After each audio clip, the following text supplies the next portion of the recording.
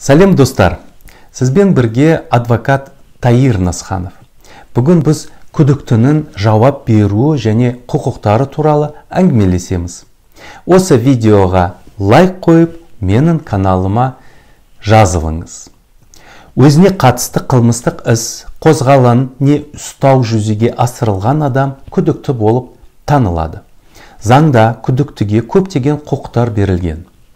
Оның құқықтары мынадай: өзіне не үшін күдік келтірілген білуге, өзіне қарсы күдікке байланысты түсініктеме мен жауап беруге немесе түсіндірме мен жауап беруден бас тартуға, дәлелдемелер ұсынуға, өтініш пен қарсылық білдіруге, ана тілінде немесе өзі білетін тілде айғақ пен түсініктеме беруге, ақысыз аудармашының көмегін пайдалануға, өзінің қатысуымен жүргізілген тергеу әрекеттерін хаттамаларымен танысуға және хаттамаларға ескерту беруге, тергеушінің немесе анықтаушының рұқсатымен оның өтініші немесе қорғаушының не заңды өкілінің өтініші бойынша жүргізілетін тергеу әрекеттеріне қатысуға, соттың, прокурордың, тергеушінің және анықтаушының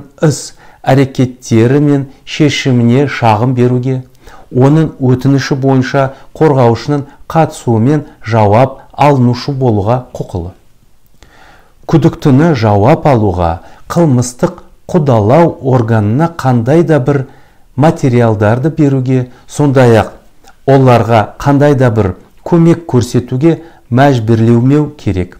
Жауап, айғақ беру күдіктінің міндеті емес, құқығы. Ол жауап беруден бас тартқан үшін жауапқа тартылмайды.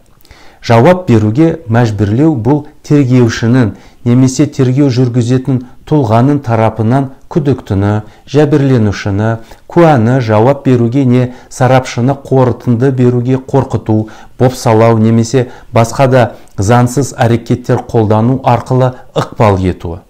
Заңда күдіктіден күш көрсету, қорқыту, алдау арқылы басқа да заңсыз әрекеттермен негізсіз ұстау және басқалары жауап алуға жол берілмейді.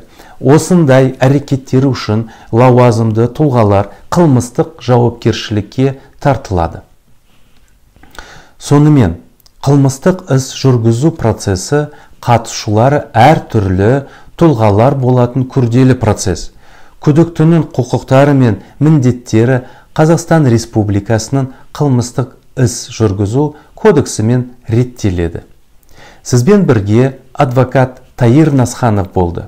Бүгін біз күдіктінің жауап беруі және құқықтары туралы әңгімелестік.